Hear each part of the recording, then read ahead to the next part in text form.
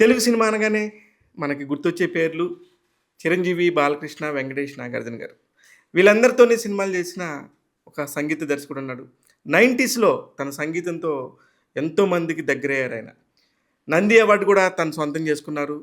ఆ ఒక్క సినిమానే ఆయనకి నంది అవార్డ్ వచ్చింది. కానీ ఆయన సంగీత దర్శకుడిగా చేసిన సినిమాలు 528. సంగీత దర్శకుడు రాజుతో కలిసి ఆయన 180 సినిమాలకి కలిసి పనిచేశారు. ఇప్పటికే మీకు అర్థమై ఉంటుంది ఇప్పుడు నేను ఎవరి గురించి చెప్తున్నానో. ఆయనే సంగీత దర్శకుడు కోటి గారు. సాలూరి రాజేశ్వరరావు గారి అబ్బాయిగా ప్రపంచం మొత్తానికి తెలుసు. కోటిగా ప్రతి ఒక్కరికి తెలుసు. పాట అనగానే ఆయన గుర్తొస్తాడు. దేనికంటే ఆయన దగ్గర నుంచి ఎంతోమంది సంగీత దర్శకులు ఆయన శిష్యులుగా ఉన్నారు. ముఖ్యంగా ఆయన శిష్యుల్లో ఏఆర్ రెహమాన్ గారు, మణిశర్మ గారు, హారిస్ జయరాజ్ గారు, అలాగా ఇప్పటికిప్పుడు తమన్ గారు. ఇలాగా నలుగురు టాప్ మ్యూజిక్ డైరెక్టర్స్‌తో కలిసి ఆయన పనిచేసిన సంగతి ప్రతి ఒక్కరికి తెలుసు.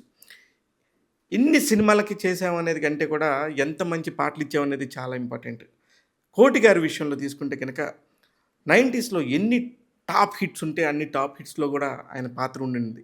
ఇకపోతే ఎస్. రాజేశ్వరి గారి అబ్బాయి పెద్ద సంగీత దర్శకుడు గారి అబ్బాయి ఆయన దగ్గరే శిష్యరికం చేశారనుకుంటే పొరపాటే. కారణం ఆయన చక్రవర్తి గారనే ఒక పెద్ద మ్యూజిక్ డైరెక్టర్. దాదాపు 1000 సినిమాలకి సంగీత దర్శకత్వం వహించిన చక్రవర్తి గారి దగ్గర ఆయన శిష్యరికం చేశారు. కారణం ఏంటంటే ఇంట్లో అందరూ కూడా పండితులే. కానీ ఒక అబ్బాయి మాత్రం బాగా గాలికి తిరుగుతూ ఉండేవాడు. పెద్దగా ఇంటిని పట్టించుకునేవాడు కాదు. రౌడీయిజం చేసేవాడు. చెన్నై రోడ్ల మీద సరదాగా తిరుగుతూ ఉండేవాడు.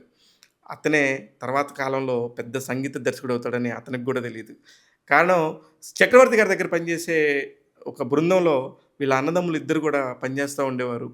"ఏరా మీ తమ్ముడు ఏం చేస్తున్నాడంటే," "మా తమ్ముడు ఊరికనే ఉన్నాడు సార్" అంటే, "లేదు ఒకసారి తీసుకురండి నా దగ్గర పెట్టుకుంటానని" చెప్పేసి చక్రవర్తి గారే పిలిచి ఆయనకి సంగీతం మీద అవగాహన కల్పించారు. ఆ రోజు నుంచి ఎప్పుడు కూడా వెనక్కి తిరిగి చూడలేదు. అప్పటిదాకా తిరుగుతూ ఉండే ఒక కుర్రోడు ఎప్పుడైతే సంగీత సరస్వతి తనని కటాక్షించిందో ఒక్కసారిగా మారిపోయాడు. సరస్వతికి దగ్గరైపోయాడు. అక్కడి నుంచి తన పాటలతోని తాను హుందాగా వ్యవహరించడం స్టార్ట్ చేశాడు.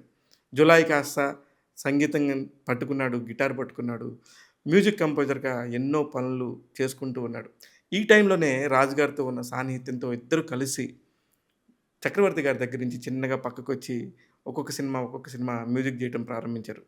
కట్ చేస్తే 1986 అనే ఒకే ఒక్క సంవత్సరంలో దాదాపు 15 సినిమాలకు సంగీత దర్శకత్వం వహించారు. అక్కడి నుంచి ఇంక వెనుతిరిగి చూడలేదు. ఒక పాట ఎమ్మటి పాట, సినిమా ఎమ్మటి సినిమా వస్తూనే ఉండింది. కంపోజర్‌గా కూడా అతను చేస్తున్నప్పుడు కొత్త కొత్త టెక్నాలజీని, కొత్త కొత్త సాంగ్స్‌ని, కొత్త కొత్త మెషినరీని అడాప్ట్ చేసుకునేవారు. ఇలాగా వాళ్ళకి మొదటి నుంచి అలా అలవాటు ఉండటంతోని ఆ టైంలోనే పరిచయమైన ఏఆర్ రెహమాన్ అంటే దిలీప్‌ని దగ్గరికి తీసుకొని తన సశరీకంగా తన సంగీత బృందంలో తను చేసుకున్నారు. ఎంతో మంచిగా పైకొస్తాడని చెప్పేసి కోటి గారు మొదటి నుంచి చెప్తానే ఉన్నారు. అలాగనే ఆస్కార్ కూడా దక్కించుకున్నారు ఏఆర్ రెహమాన్ గారు. ఎందుకు ఇదంతా అంటే పెద్ద పెద్ద హీరోలకి పని చేయటమే కాదు, వాళ్ళతో పాటు సాన్నిహిత్యంగా ఉండటం కూడా ఇండస్ట్రీకి చాలా అవసరం. అలాగా ఎంతోమందికి అండగా, దండగా ఉంటూ చాలా బ్యూటిఫుల్‌గా తన లైఫ్‌ని లీడ్ చేసుకుంటున్న కోటి గారు జన్మదినం నేడు. ఈ పుట్టినరోజు సందర్భంగా ఇప్పటికి దాదాపు 68 సంవత్సరాలు పూర్తి చేసుకున్నా కూడా ఇప్పటికీ అమెరికా, యూరోప్ అంటూ అన్ని దగ్గర తిరుగుతూ తాను సంగీతంలో ఎంత మాస్టరో ప్రపంచం మొత్తానికి పరిచయం చేస్తున్నారు.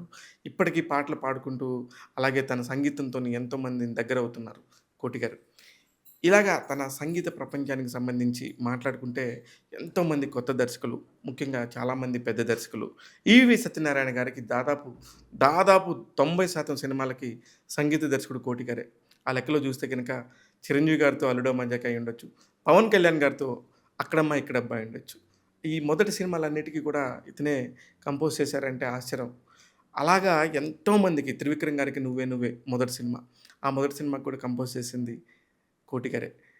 ఇలాగా లెక్కకు మించి ఆయన కెరియర్‌లో ఎన్నో ఉన్నాయి. ఈ బర్త్‌డే సందర్భంగా ఇంకా కూడా నిత్య యవ్వనంగా ఉంటూ ఆయన ఇంకా కచేరీలు చేస్తున్నారు, పాటలు పాడుతున్నారు. తన గొంతుని ఓన్లీ తెలుగు వారికే కాకుండా కన్నడ, మలయాళ, తమిళ, హిందీ సినిమాలకు గూడా అందించారంటే మామూలు విషయం కాదు. అందుకే టాక్ తెలుగు ఇలాంటి గొప్ప వాళ్ళని గుర్తు చేయాలనే ఉద్దేశ్యంతోని మీ ముందుకు తీసుకొస్తున్నారు కోటి గారి గురించి. మొన్న ఈ మధ్య వచ్చిన 'కన్నె పెట్టరు కన్ను కొట్టరు' అనే ఒక పాట ఎంత సంచలన విజయం సాధించిందో మీ అందరికీ తెలుసు. అది 'హలో బ్రదర్' సినిమాలో ఉంది. నాగార్జున గారి సినిమా. 1994లో విడుదలైన ఈ సినిమాకి నంది అవార్డ్ కూడా దక్కించుకున్నారు కోటి గారు. ఆ సినిమాని మొన్న ఈ మధ్య వచ్చిన 'అడివిశేష్' సినిమా మొన్న ఈ మధ్య వచ్చిన 'డెకాయిట్'లో రీమిక్స్ కూడా చేసి మళ్ళీ అక్కడ కూడా ఆ పాట విజయం అవ్వడంతోనే ఆయన కూడా చాలా హ్యాపీ ఫీల్ అయ్యారు. చాలా బాగా కంపోజ్ చేశారని.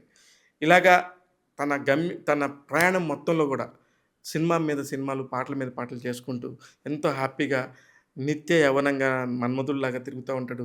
రెగ్యులర్‌గా ఫ్రెండ్సు, పార్టీస్ అంటూ ఎంజాయ్ చేస్తుంటారు కోటి గారు. సార్ మీరు ఇలానే మరిన్ని సినిమాలు చేసుకుంటూ, ఇలా ఎంజాయ్ చేసుకుంటూ ఉండాలి శేష జీవితం మొత్తం గూడా. తనకి ముగ్గురు పిల్లలు. ముగ్గురు పిల్లల్లో ఒక అబ్బాయిని మాత్రం తన సంగీత వారసుడిగా తీసుకున్నారు. ఇంకొక అబ్బాయిని నటన పరంగా ఎళ్లారు. ఈయన మధ్య మధ్యలో స్క్రీన్ మీద కూడా కనిపిస్తారండోయ్! అందుకనే ఈయన నటుడు, అలాగే సంగీత దర్శకుడు, పాటలు కూడా పాడతారు కాబట్టి ఇలా మల్టీ టాలెంటెడ్ పర్సనాలిటీ అని చెప్తున్నా. ఇకపోతే మన ఉప ముఖ్యమంత్రి పవన్ కళ్యాణ్ గారి మొదటి సినిమా, రెండో సినిమా 2 సినిమాలకి కూడా ఈయనే సంగీత దర్శకుడు. ఆ సినిమా పేరు ఒక సినిమా అయితే 'అక్కడమ్మ ఇక్కడబ్బాయి' అని చెప్పారు. రెండో సినిమా పేరు మీరు చెప్పండి. చూస్తూనే ఉండండి టాక్ తెలుగు. ఇలాంటి అనేక విషయాలతో ఎప్పటికప్పుడు మీ ముందుకు వస్తుంటాను. పెద్దవాళ్ళని, గొప్పవాళ్ళందరినీ మీ అందరికీ పరిచయం చేస్తుంటాను. నేను మీ శివ మల్లాల.